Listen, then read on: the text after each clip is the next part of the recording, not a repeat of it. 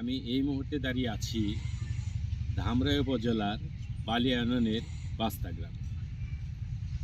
বাংলাদেশের বিএনপির চেয়ারপারসন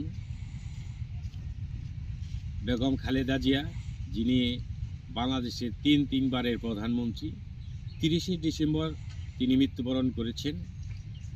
তার মৃত্যুবরণের পর তার কবরের মাটি এই বাস্তা গ্রামের এই ইটভাটা থেকে নেওয়া হয়েছে। আমরা একটু চলে যাচ্ছি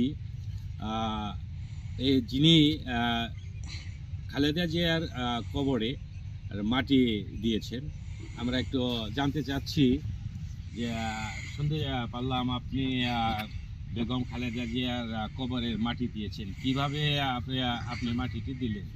এটা 30 তারিখ আনুমানিক রাত্রে 10টায় জিয়া উদ্যান থেকে আমার কাছে একটি ফোন আসে যে বেগম খালেদা জিয়ার কবরের জন্য মাটি লাগবে, শুকনো মাটি। তখন আমি তৎক্ষণাৎ এই মাটি দেওয়ার ব্যবস্থা নেই।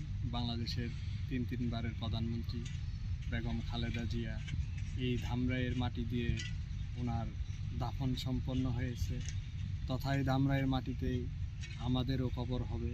এই জন্য আমরা অনেক গর্ববোধ করছি যে এই ধামরাইয়ের মাটি দিয়ে বেগম খালেদা জিয়ার দাফন সম্পন্ন হয়েছে, এবং বিএনপির ক্ষুদ্র কর্মী হিসাবে আমি নিজেও গর্ববোধ করছি এই ধামরাইয়ের মাটিতেই আমার কবর হবে।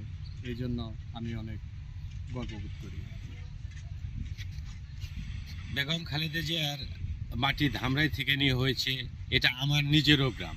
এই গ্রামে আমার জন্ম হবে, মৃত্যু হবে।